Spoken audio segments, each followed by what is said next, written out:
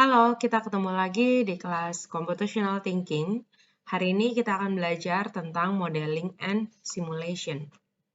Apa itu modeling? Modeling di sini adalah sebuah proses di mana kita menggunakan specific knowledge atau pengetahuan tertentu untuk menggambarkan, menganalisis, membuat prediksi, atau menyediakan gambaran lebih gitu ya kepada real world phenomena. Jadi hal-hal atau permasalahan nyata di dalam dunia nyata ini digambarkan melalui model ini, gitu ya. Dan memanfaatkan pengetahuan-pengetahuan yang disesuaikan. Jadi bisa ada mathematics, bisa ada biology, bisa ada science, ada language, dan lain-lain. Setelah modeling secara umum, ini ada yang namanya computational model. Computational model ini adalah sebuah mathematical model dalam computational science, jadi dalam ilmu komputasi yang memerlukan computational resource untuk mempelajari tingkah laku dari sistem kompleks dengan memanfaatkan computer simulation. Ya, jadi biasanya permasalahannya ini kenapa sampai harus dibikin modelnya itu karena solusinya itu biasanya tidak ready. Nah, makanya perlu dibuat adanya modeling.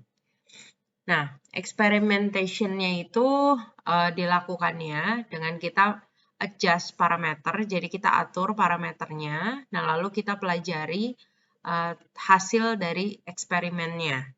Nah, dari hasil eksperimen tadi bisa diturunkan menjadi sebuah teori tertentu, gitu ya. Nah, computer simulation modeling ini sekarang lagi populer, gitu ya. Makin ke sini tuh industri juga makin banyak. Kerjanya untuk apa? Untuk mendesain, mengkreasi, membuat, gitu ya, atau mengevaluasi sebuah kompleks sistem. Ya, jadi biasanya itu digunakan untuk memahami dan mengevaluasi kasus-kasus gitu ya. Jadi kasus-kasus yang mungkin terjadi, nah itu dianalisis lewat simulation modeling ini, gitu ya. Nah, biasanya contohnya yang paling umum itu adalah misalnya weather forecasting, flight simulators, lalu ada car crash modeling. Nah, itu kan nggak mungkin gitu ya. Kayak weather forecasting kan kita juga nggak bisa. Kita hanya bisa membuat model dan simulasinya. Lalu seperti flight simulators juga, kalau misalnya orang baru belajar kan nggak mungkin dikasih pesawatnya beneran. Lalu kayak mau ngetes mobil, kekuatan mobil atau motor itu seberapa baik gitu ya. Kan nggak mungkin juga disuruh tabrakan beneran gitu ya. Jadi kita memanfaatkan yang namanya modeling and simulation.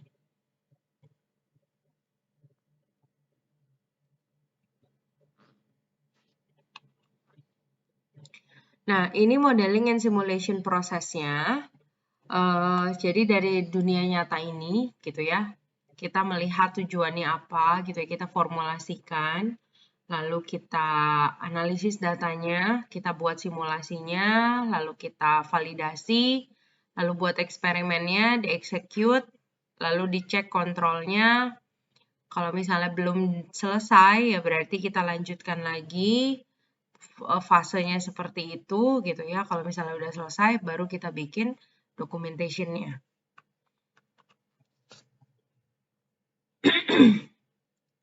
Keuntungannya apa gitu ya? Keuntungannya kita bisa memahami lebih tentang proses gitu ya. Lalu kita bisa mengidentifikasi masalah-masalah yang mungkin terjadi. Kita bisa mengevaluasi juga. Lalu kita bisa mengidentifikasi aksi apa yang perlu dilakukan. Dan yang pasti evaluate impact of changes in policy gitu ya. Jadi kalau misalnya terjadi ada perubahan, itu kan pasti ada dampak gitu ya, ada efek. Nah, itu juga bisa diketahui. Jadi bisa dicegah supaya tidak terlalu merugikan atau tidak terlalu membuang effort atau dana yang lebih gitu. Nah, ini ada tipe-tipenya, ada discrete model, ada continuous model, dan ada mix. Kalau mix itu berarti gabungan. Kalau discrete itu changes to the system occur at specific times, gitu ya. Kalau misalnya continuous itu adalah the state of the system changes continuously over time. Ya, misalnya kalau yang discrete itu tuh masalah manajemen, terus masalah konstruksi gitu ya. Lalu masalah pabrik, manufacturing. Nah, kalau misalnya continuous itu misalnya air yang terus mengalir, terus kalau misalnya apa namanya pembagian water yang kayak gitu-gitu kan berlanjut terus-terusan, nah itu continuous. Nah, kalau misalnya itu gabungan, biasanya contohnya ini gitu ya. Kalau misalnya dia berlanjut, dia normal, itu masuknya ke continuous, tapi ketika dia shutdown itu jadi discrete gitu ya. Nah, ini tipe-tipe simulasinya. Ya, jadi kalau yang biasanya terjadi itu rata-rata yang discrete gitu ya, karena tidak selalu terjadi terus-terusan, tapi at specific times. Nah, ini tipe-tipe data atau informasi yang diperlukan. Prosesnya kalian harus paham gitu ya, resource-nya butuh apa aja juga harus tahu. Apa yang mau diproduce atau mau di-serve atau mau dilakukan aksinya, nah itu juga perlu ada. Ini frekuensinya harus jelas, kapan itu juga, berapa lama itu juga jelas, sama ada probability distribution-nya. Nah, ini contoh simulasi yang paling famous itu ada namanya Monte Carlo simulation. Monte Carlo di sini tuh masalahnya di repeated random sampling, jadi dia random sampling yang adanya, dia memanfaatkan randomness ini untuk solve problemnya, gitu ya. Biasanya itu digunakan di physical atau mathematical, jadi hal-hal atau solusi-solusi yang dibutuhkan memanfaatkan ilmu fisika dan matematika, ya. Jadi intinya mah dia menggunakan repeated random sampling dan memanfaatkan statistical analysis, gitu ya. Biasanya hasil-hasilnya itu sama seperti yang kayak tadi weather forecasting, gitu ya. Nah, weather forecasting itu kita bisa pelajari nanti di data analisis data atau data mining, gitu ya. Di sana juga akan diajari bagaimana memprediksi sesuatu atau memodelkan atau mensimulasikan sesuatu. Nah, ada istilah yang namanya CTSIM atau Computational Thinking in Simulation and Modeling. Nah, kenapa sih kita perlu belajar Computational Thinking gitu ya? Karena ini adalah basicnya, logikanya, knowledge utamanya ketika kalian membutuhkan untuk di beberapa bidang ilmu gitu ya. Kayak misalnya ini science and math, terus ini ada algoritma. Algoritma itu kan pasti ada di semua hal ya, di semua bidang ilmu. Lalu engineering itu karena pasti ada hal-hal modeling simulation, dan basicnya itu semua simulation modeling ini itu adalah untuk problem solving. Jadi sama seperti computational thinking-nya. Nah, ini kita akan mencoba satu lab online namanya golabs.eu. Teman-teman bisa akses golabs.eu ini. Kita akan akses bersama-sama. Ini contohnya golabs.eu. Ini tuh ada berbagai lab dan application yang bisa digunakan. Bisa di-view, ini contohnya sudah diberikan oleh mereka gitu ya. Ada beberapa yang mungkin butuh aplikasi flash, tapi karena flashnya udah down jadi nggak bisa digunakan ya teman-teman.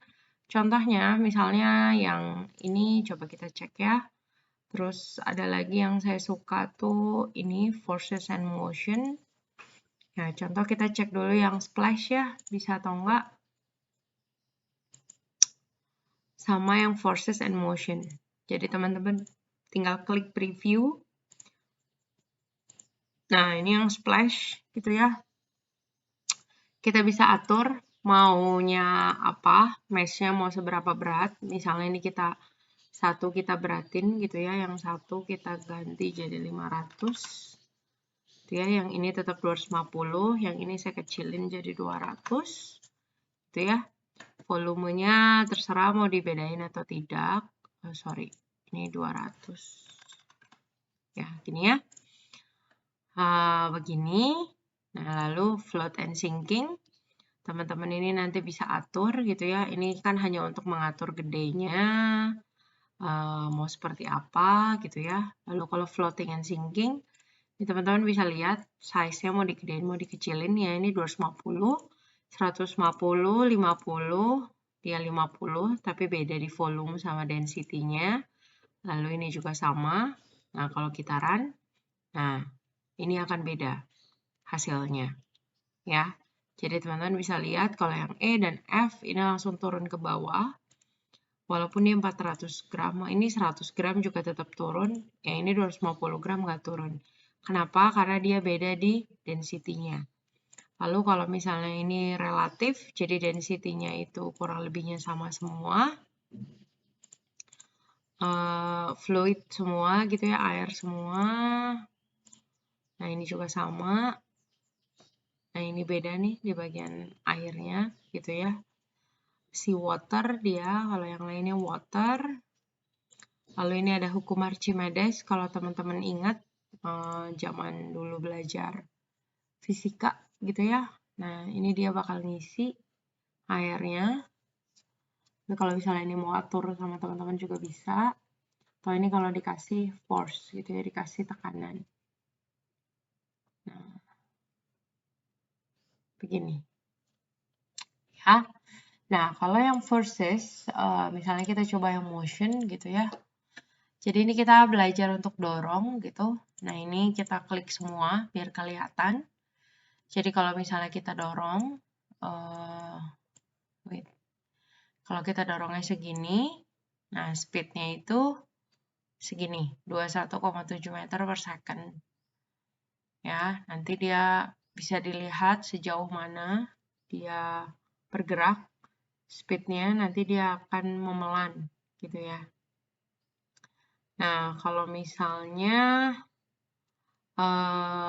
teman-teman menggunakan ganti misalnya gitu ya, tadi pakainya saya pakainya ini atau ini yang saya ganti gitu ya. Nah, kalau kita dorong, nah kalau kita force-nya cuma 60, dia cuma kecil. Tapi kalau misalnya dia full sampai 500, nah dia speed-nya segini. Ya. Begitu, jadi ini tuh adalah simulasi-simulasi. Kalau misalnya ganti lagi alatnya, misalnya kalian ganti pakai ini gitu ya. Ketika kita dorong, kalau kita dorong, nah tetap pelan banget ya jadinya. Karena dia 200 kilo. Ya, jadi teman-teman bisa lihat dengan beda-beda massanya yang ada, ya, value-nya juga ini beda-beda, size-nya, itu bisa menghasilkan dorongan yang berbeda juga. Ya, jadi ini simulasinya seperti ini. Oke. Nah, saya minta kalian untuk mengerjakan secara berpasangan atau pairing gitu ya. Cari satu permasalahan, lalu kalian bikinlah simulasi atau modelnya secara sederhana. Nggak usah bikin yang susah-susah, boleh pakai animasi video sederhana atau menggunakan PowerPoint sederhana. Atau kalian juga bisa memanfaatkan Scratch gitu ya untuk membuat simulasinya.